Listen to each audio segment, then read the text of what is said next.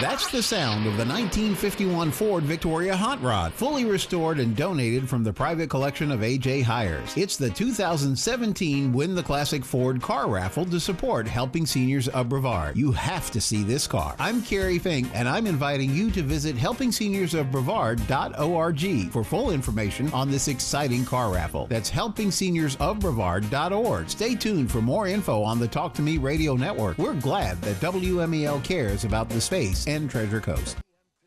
The views expressed on the following program are those of the hosts, callers, and guests, and are not necessarily those of WMEL staff, management, or advertisers.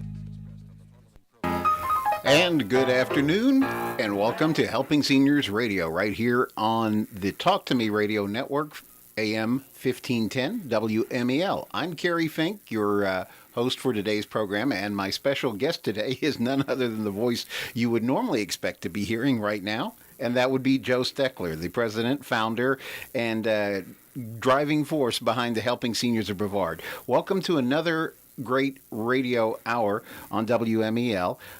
If you tell your friends, 50,000 watts of power. It's everybody from the Space Coast to the Treasure Coast. It's on AM radio, sort of a clear channel, 50,000 watt throughout the day, and then 94.7 FM in Cocoa, 99.9 in Melbourne, 100.7 in Palm Bay, and then online at 1510WMEL.com. So literally listeners all over the United States. And we're so pleased to have been part of the WMEL history. Joe, as you may know, has been a fixture on working together with John Harper and the team at WMEL Radio for 20 years now, Joe, is that right? Yeah, it's a little bit longer than that. It goes all the way back to 1990 when John, shortly after you started the radio show. But, you know, even before that, today is a special day for me. I remembered something, Kerry. I did an interview on this, and this sitting in almost the same seat in 1993, long before WMEL was located here at this radio station. Bill Hoskinson, who was the founder of the Community Services Council, who is known today as the Aging Matters, because they had to change the brand. Bill was very, very successful. He helped a heck of a lot of people. And I just wanted to a lot of people remember Bill Hoskinson. Bill was a wonderful man. It was years after we had formed our friendship that we found out that we grew up together, something like 8 or 9 miles apart. I was in Madisonville, Kentucky, and he was in Sturgis, Kentucky. Wow. We never knew each other, but we knew the same area. We knew the same high schools. We played each other in football. But Bill was just a little bit after me, so I was a little bit older than Bill. Mm-hmm. But Bill passed away several years ago, but he left one heck of a legacy here in Brevard County, and that was the Community Services Council, which is now Aging Matters, and I don't think either name really told what the program really does. You know, you can brand stations, you can brand things, you can change, and everybody likes to make change. Mm-hmm. But Bill was a guy that liked to focus in on and improve what he had started. And Bill's goal was simply to help people. Mm-hmm. In those days, Bill was the president of the restaurant clubs here in the restaurant. I guess it was chefs or owners in Brevard County. They had a big organization, and it was sort of through all that Bill started the Meals on Wheels program, the community found a kitchen, and I remember at one point that we helped Bill get $50,000 to refurbish that kitchen so they could do a better job of serving meals to the elderly. Bill did a lot, and I don't like to see people like that forgotten, and I think that those of you that remember Bill Hoskinson know that the man was, he was honest, and he was a heck of a good fisherman. And he liked to fish, and he liked to meet people, and he liked to help people. And he had a really good organization. Their organization was located up here, and it was actually in Cocoa. And But Bill just did a heck of Rockledge. He just did a heck of a job, and I just thought that was worth reminding people about, because October is Long-Term Care Residents' Rights Month, and I was reading from something. I pick up a lot. You often ask me where I get a lot of this information, and I get a lot of it from the National Association of Elder Law Attorneys. Bill Johnson, elder law attorney, the only really true board-certified elder law attorney in this entire county. Every so often, almost every week or so, he sends me the minutes from the National Elder Law Association. And I got 4 or 5 things I'm going to address on the show today that I pick up from the National Elder Law Association, because if somebody doesn't read this stuff and pass it out to the general public at large, you never find out about it. Yeah, that's the number one reason for getting the information out there. We're taught that the people perish for lack of one good piece of information. So this is really important. Yeah, it is. And one of the highlights in one of the articles said that need just doesn't take up with the change. The demographics change so much. Even Brevard County has changed. The United States has changed. And we think that a lot of the things we're doing are really helping people, but quite frankly, if you really know what's happening behind the scenes, you quickly learn that some of the changes they're putting in are not what's designed to really help people. In fact, it's going to make it more difficult for people. One of the things that we picked up on that National Elder Law Attorney Association network was that, we keep thinking about, President Trump is going to sign an executive order, I think today, that will enable the goal of it, the objective, is to enable people to do a better job of getting their own insurance and crossing state lines and maybe helping drive the cost of care down. That's a wonderful aim, but will it really happen? And that's what worries me an awful lot, because we hear the terms Medicare and Medicaid so much, and Medicare is for people 65 and older, or in some special situations. But Medicaid covers a heck of a lot of things, and Medicaid does the things that Medicare doesn't. Medicare is hospital care. Medicaid is more of long-term care. And Governor Scott's act to refuse the Medicaid money, I think at the time it was $26 billion of Medicaid money. It was in the newspaper, but the fact that he didn't accept that money, we also had 50,000 people at that time on a waiting list for Medicaid services. And when he refused the money, that added another 16,000 to the Medicaid waiting list. We now have 65. At last count, it was 64 or 65,000 people on a waiting list. And if you read some of the stuff that comes out through the attorneys' networks, you find that with the increase in costs, the increase in waiting time for services, the increase in numbers, and the more people that are reaching the elder age, and that's happening at the rate of 10,000 a day. Right. You can see that the demographics are going to compound what our ability to pay for these services is going to be. And I worry greatly when we talk about reducing taxes and having more money for families to spend. I guess I'm just an old dumb German and Irishman that cannot see how we can reduce taxes, reduce income, and expect to get more. I don't understand that. It's a complicated equation. Yes. And that's, one of the things that you opened up the show talking about when you were talking about Bill Hoskinson and his desire to help people. And I think that's one of the things that permeates the spirit of Helping Seniors of Brevard. When you founded this organization in 2011, after having successfully made a very big impact in our community for those with memory issues through setting up the Brevard Alzheimer's Foundation, creating the Joe's Clubs, getting those resources sort of in place. And I remember you explained at that point you felt that there were problems that certainly seniors can have memory problems, but you said there's a whole plethora of issues that target seniors, and they need to get information that's going to be able to help them navigate these. You might think of it as a river stream that's got a lot of rapids running through it, and every time you think you've maneuvered one set of rapids, something changes. We thought we have Obamacare. Now nobody's sure what's around the next bend with all of that.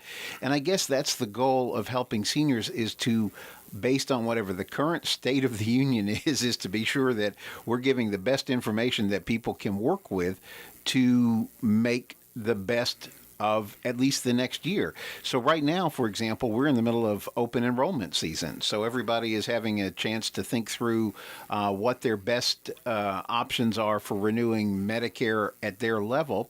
It's one of the reasons why, as an organization, we work closely with Lance Jarvis and the people at Shine to try to make sure that seniors can access programs that are out there that are designed to help them make the best of whatever the current situation or the current administration has in mind.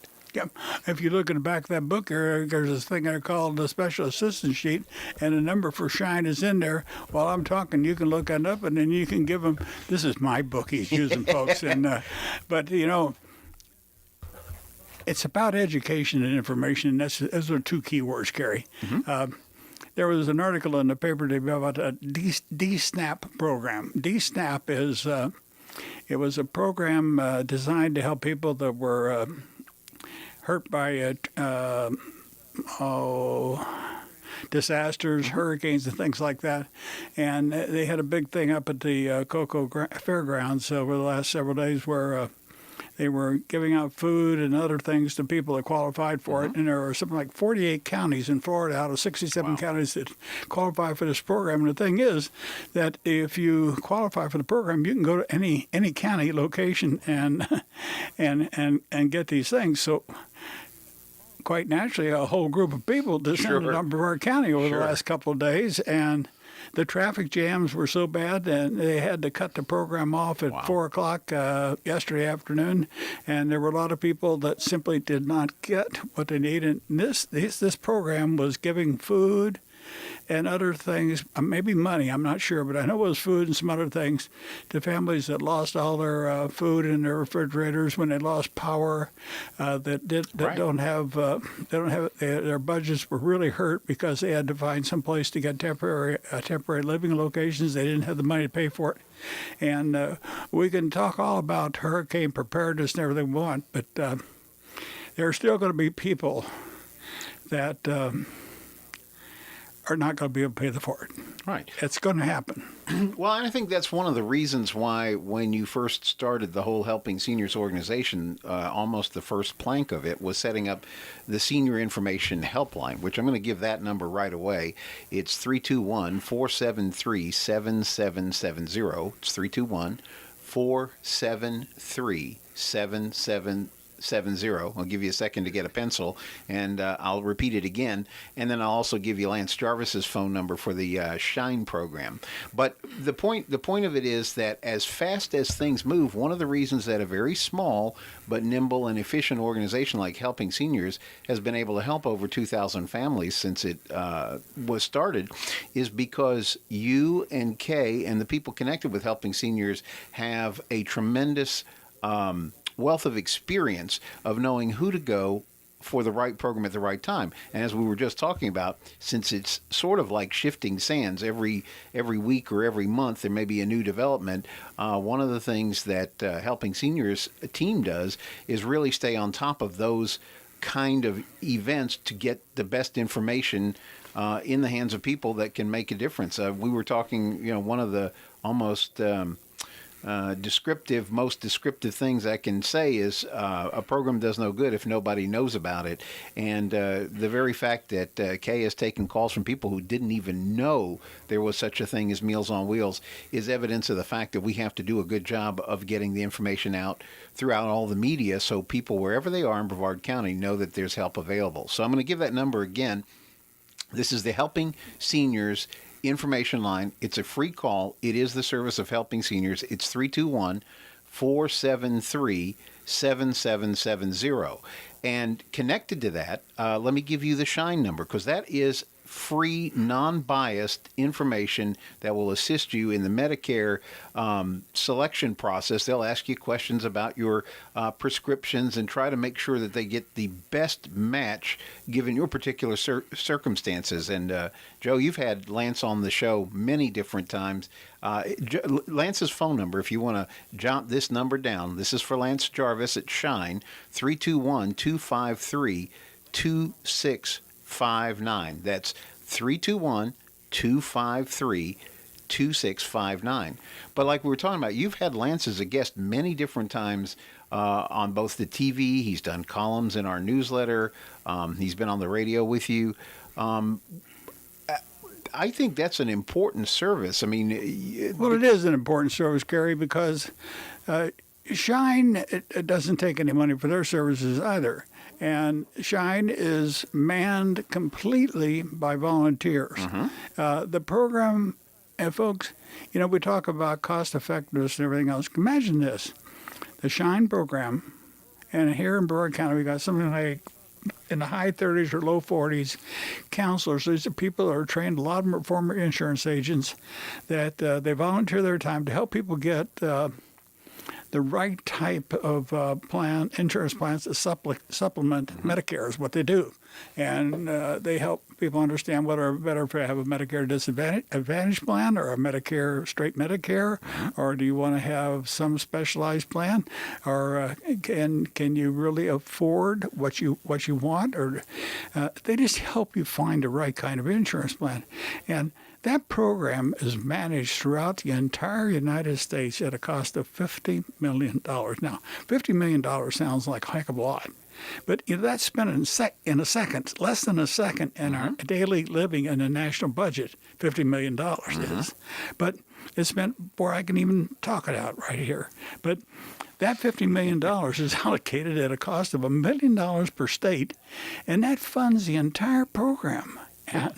And the money each organization, like the local Shine outfit, gets about $10,000 out of the $1 million that's allocated to the state of Florida by the federal government. And Lance pays all these advertising costs, whatever they are, and he has some overhead costs, not much phone costs and stuff like that. But they pay no one. It's all a free service. And by it being a free service, and people don't be getting paid for it, they try to get the people into the right type of insurance they need to fit their means. And there's so many myths that come out about cost of living, about what you can get, what you can expect, what you can't get, what will cover what. You don't really know the answer. And the reason I say that is because almost every time I've had Lance on a TV or a radio show, I have learned something new. And I've been doing this business now since 1992, early 93. And so I always learn when I talk to Lance. There's just a whole plethora of knowledge that the man has to help people do a better job of getting the insurance coverage that they can afford, and it will cover them.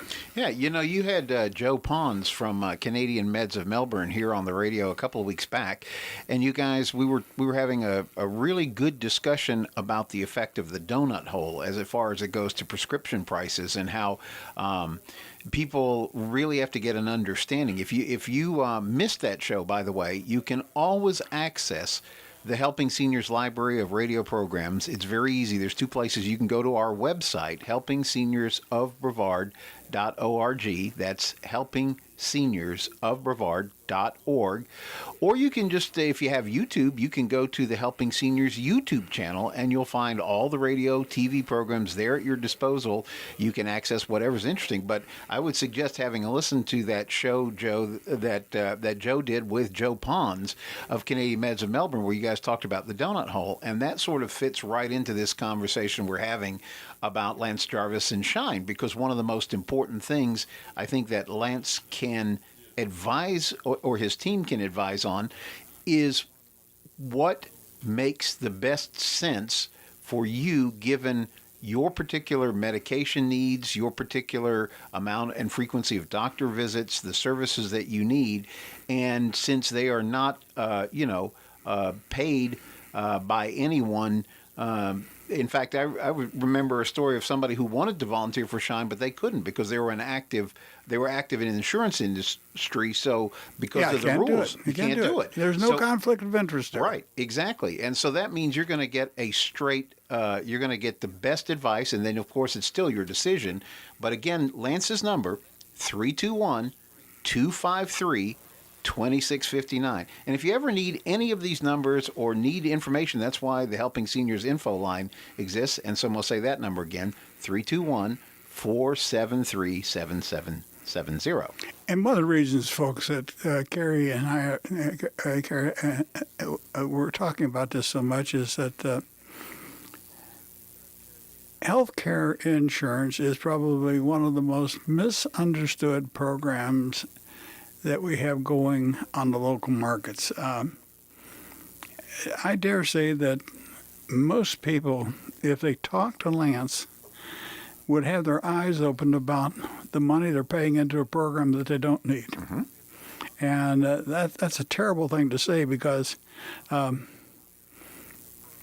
we don't want to admit it, but a good insurance program for a family of four that will cover everything from soup to nuts, it will just about cost you $14,000 a year. And how many people have got $14,000 a year to spend on just plain old medical insurance? Yeah, it's a tough one. It's really hard. But we've been doing the second part of the show, Kerry. I think we need to see if we can get into some of these other little things that I know what we're talking about is important, but today what we want to do is get some information out to people, and that's why you're interviewing me, right? That's right. When we come back after the break, we're going to spend some time. We're going to talk to Joe. I've always kidded with Joe, although it's not kidding. I've said, Joe, you need to write the book because you have navigated for years the nonprofit world. You've done it successfully. You've created an amazing legacy of programs that benefit seniors today and will benefit seniors for years to come. And I think it's important that people understand how an organization like Helping Seniors of Brevard really adds to the services that are available in our area. So we'll be right back with our special guest, normally our host, Joe Steckler, on the Helping Seniors radio show on the Talk to Me Radio Network, WMEL. And welcome back to the second half of Helping Seniors radio show right here on AM 1510, the flagship of the Talk to Me radio network. So we say hello to everybody listening from the Space and Treasure Coasts, and as they say, to all ships at sea too. I think John Harper told me once this is the strongest radio station that booms into the Bahamas as well. So hello, Bahamas. So I'm Kerry Fink, and I have the pleasure today of being the host with our special guest, who is normally our host. That's Joe Steckler, and we're talking today about the importance of nonprofits. And before I get into that, I want to, Joe, you can't pick up a publication in this county without running across Joe's articles. I don't care if it's Hometown News, Senior Scene Magazine, Spotlight Magazine, Ebony News Today, Aldea Today, Space Coast Daily. All these, Florida Day has certainly carried Joe's articles over the years, and you will find good information based on Joe's decades of experience of working with seniors. And there's a really kind of a very important article that's going to be coming out. This is going into Hometown News in the next edition, right? That article there that you were talking about is going to go be in Senior Scene, Aldea, be in every media thing, plus our website and everything else. It'll be in all of them. Right. And the title of this is a pretty provocative, Do We Want Nonprofits? Now, think about that for a minute before you answer that question. Do we want nonprofits? So one of the challenges, if you've been around helping seniors at any length of time, you already know that one of our three planks is senior advocacy. We're the ones that go out and remind everybody we run into, that's government officials, it's businesses, it's the general public, that in our county, Brevard County, 1 out of 4 citizens is over the age of 65, and 1 out of 2 meets the AARP definition of being a senior, which is somebody over 50. So the line that we often use is you, in Brevard County, you either are a senior, you are caring and loving a senior, or God willing, you're going to become a senior. So all of this information is appropriate for you. But one of the challenges that we've talked about is it seems like government funding for nonprofits is drying up at an almost unprecedented pace, wouldn't you say? You have the best 50,000-foot overview because you've been involved in this aspect for so long. It is the worst that I can remember since I've been involved with nonprofits, Kerry, and that goes all the way back to 1988. Wow. And the reason I say that is because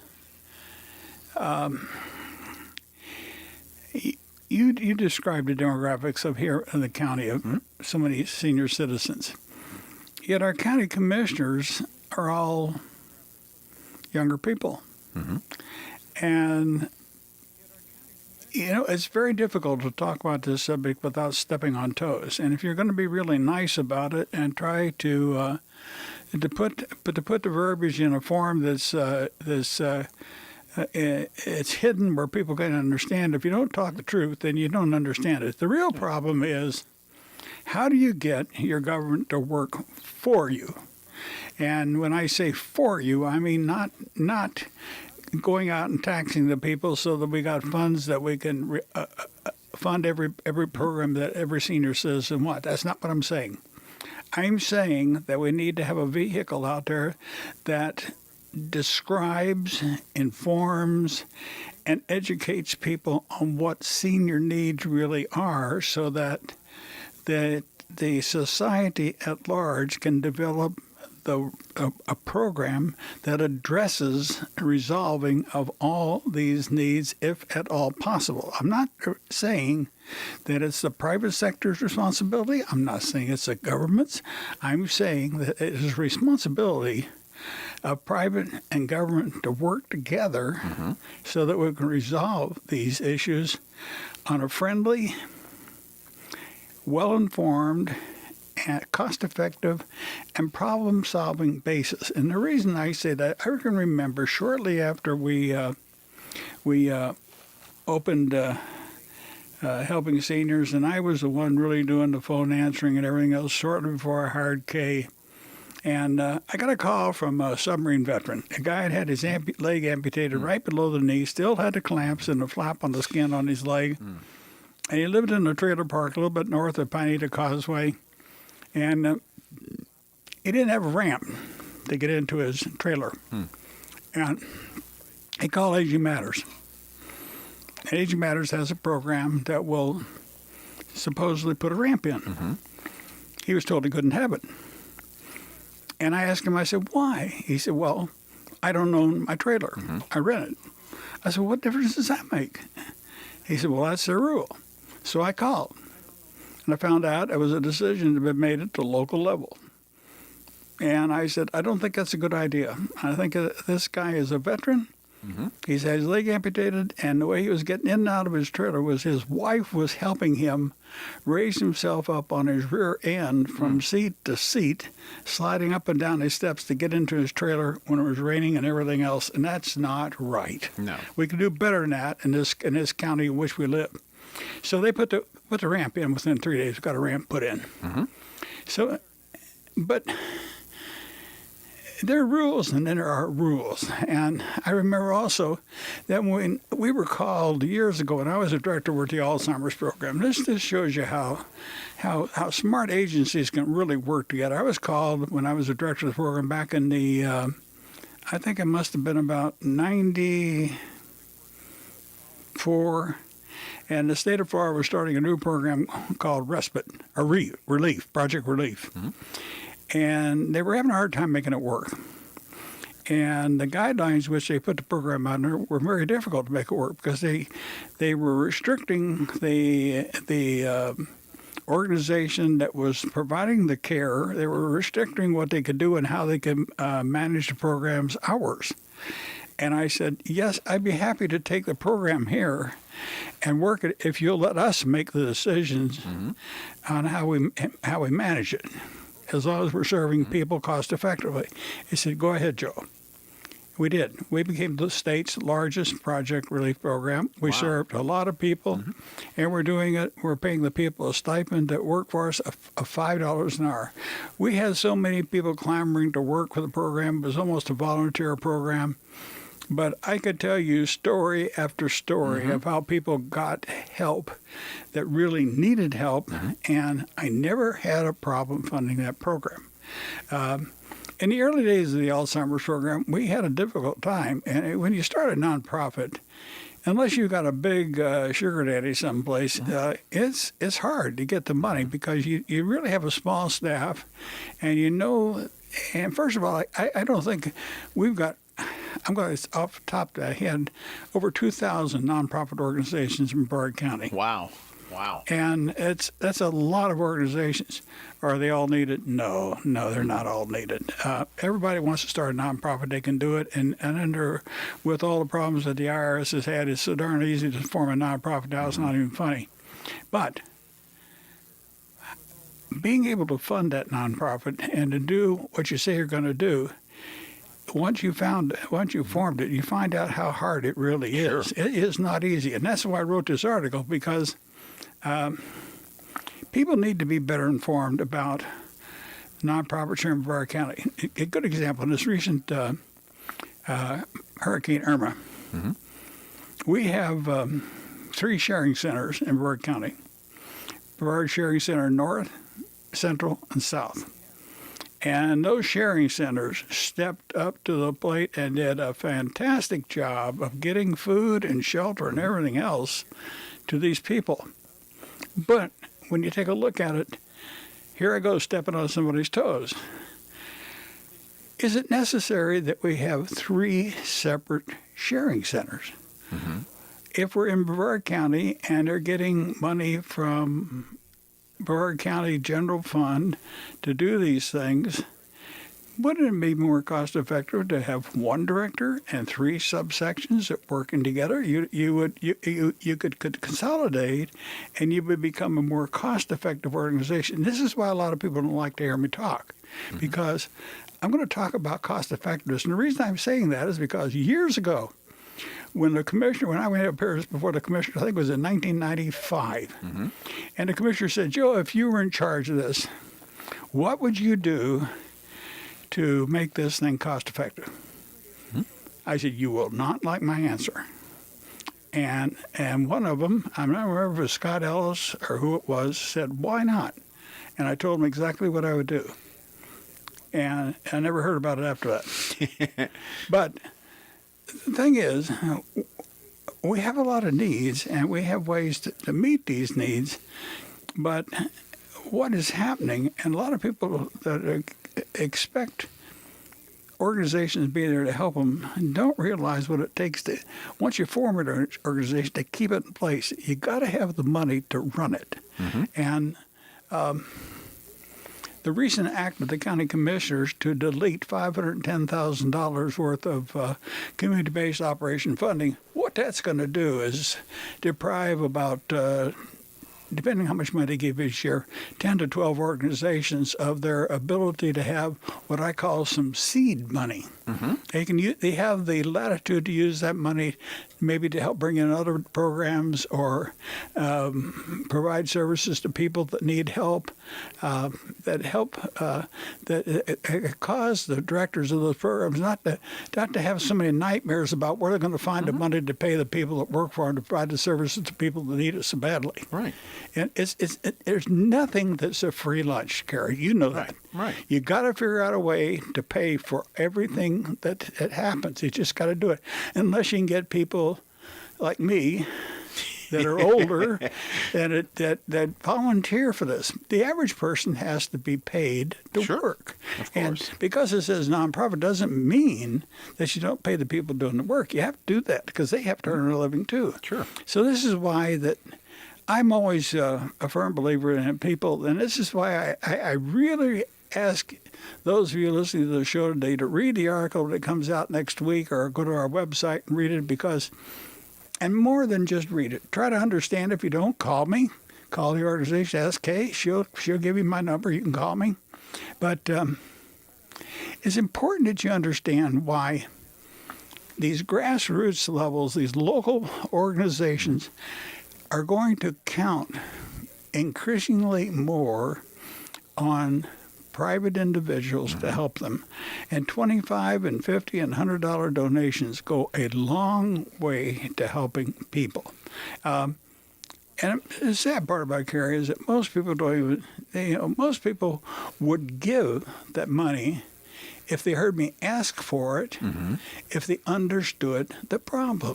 Well, isn't it true that, I think the average person, and this was certainly true of myself coming out of the business world, we all walk around with an assumption that, there's these government grant programs out there. That's how all these nonprofits are funded.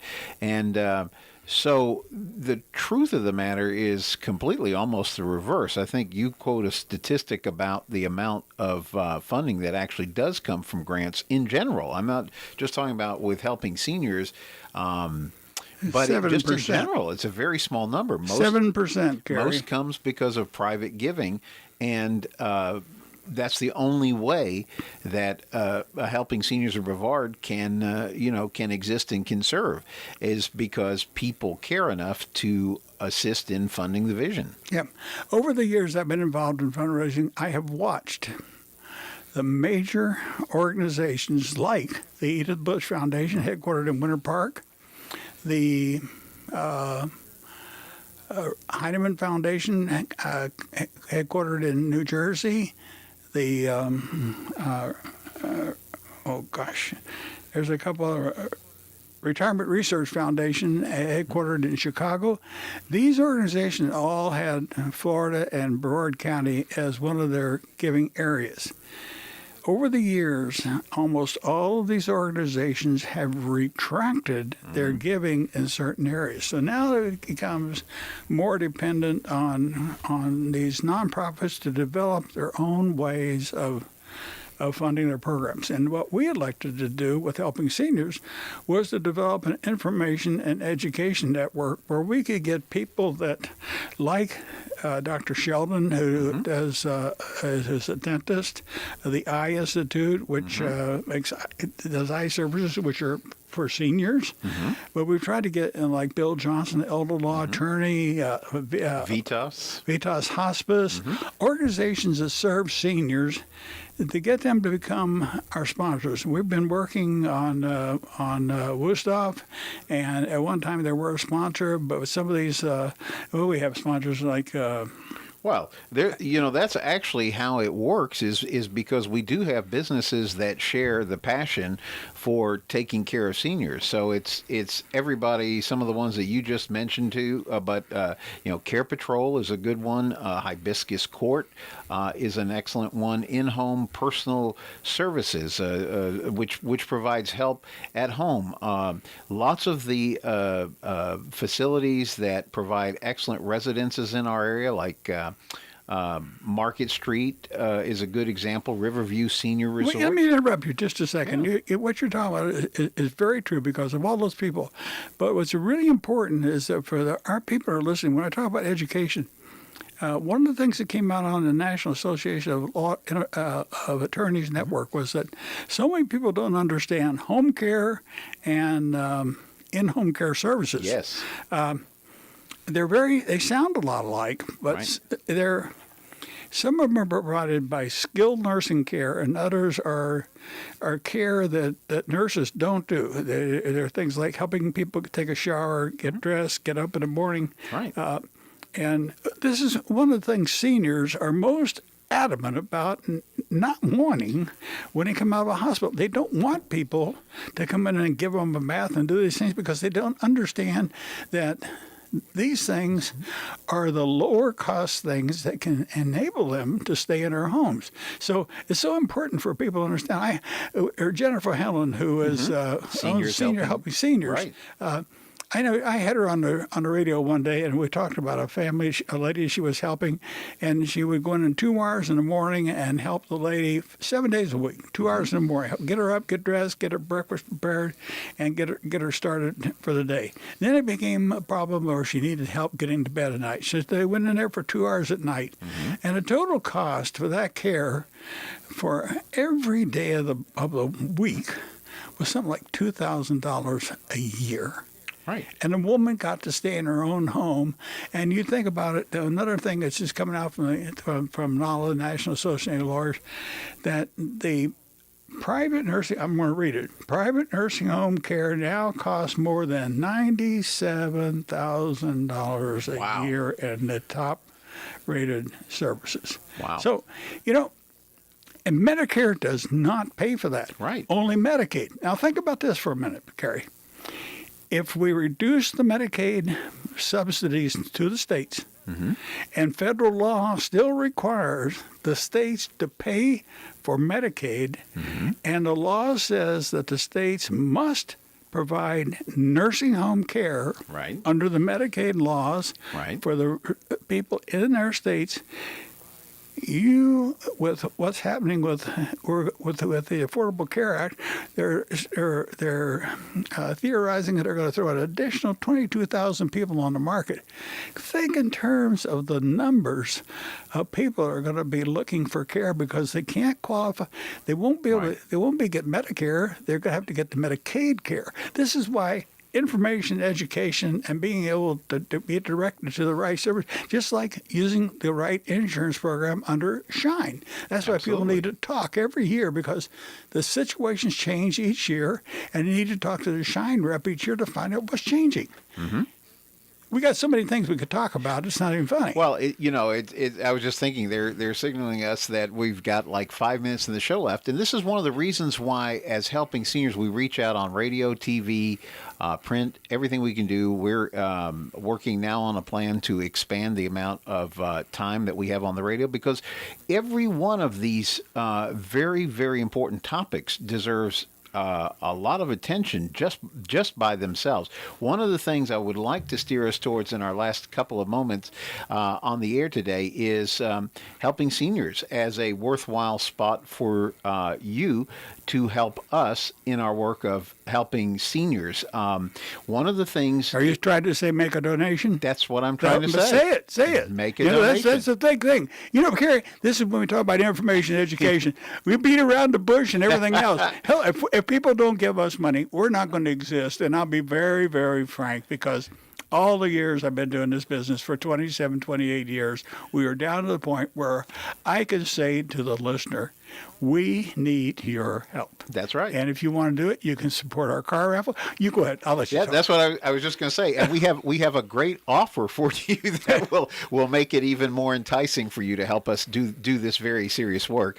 And that is because Joe's good friend, AJ Hires of the Boniface Hires Car Group, which is, arguably one of the, if not the premier car dealer with Mazda, Infiniti, Dodge, Chrysler. Dodge Ram truck. Yeah, if you want Kia.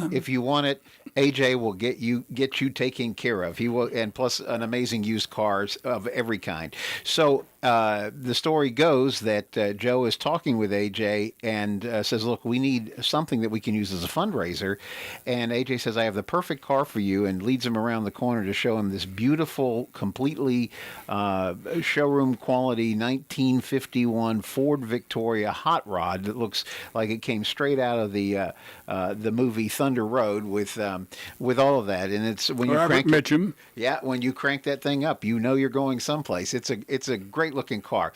And Joe says, we don't have that kind. We can't buy that kind of a car and give it away. And AJ says, you can afford this, Joe, because I'm giving it to Helping Seniors. And Joe, my only request is you take this and you generate as much funding for Helping Seniors as you possibly can. And so now we're in the middle of that car raffle. So we're not in the middle of it anymore. We're getting toward the end of it, and we need to sell tickets, folks. So it's easy. Yeah. You can go online, helpingseniors of Brevard.org, seniors.of.brevard.org. You make your $25 donation, you get a ticket. You make a $100 donation, you get 5 tickets. The drawing is going to be the must-see event. It's happening February 10th at the American Muscle Car Museum, for which you cannot go as general public. You must be invited into the museum, and the fellow that has put that wonderful place together has kindly invited Helping Seniors to have our car raffle drawing February 10th, 2018. So you're right. Time is creeping up on all that. Yeah, and by having the drawing there, Kerry, it gives the people that buy the tickets and attend the event the opportunity to see $32 million worth of muscle cars that Mark Pyloff has stored there in the American Muscle Car Museum. That's going to be a lot of fun. So again, get your tickets today. You can go helpingseniors.of.brevard.org. If you don't have access to the internet or you're more comfortable, feel free to call us at 321-473-7770, 321-473-7770, and tell Kay you want your car raffle tickets today. So that's a couple of, and you can also mail them in. But anyway, the car is going to be out and about a lot. So if you haven't had a chance to see this, you're going to look for us coming up a week from tonight at the Five Guys Cruise-In. That's a big car deal. If you've never been down that way, it's at the Five Guys. It's right at the intersection of I-95 and Palm Bay Road, and they get couple of hundred cars out there on a nice Thursday night, and the 51 Ford Victoria Helping Seniors Hot Rod is going to be right there front and center. What a great place to come see that. Yeah, and then we also put the car up on the oldcarraffle.com. That's right. Oldcarraffle.com, folks. And in the first 2 days we had on the network, we had 300 hits on the car. Yep. It's a big deal, so call today, 321-473-7770, and we will see you next week on Helping Seniors Radio.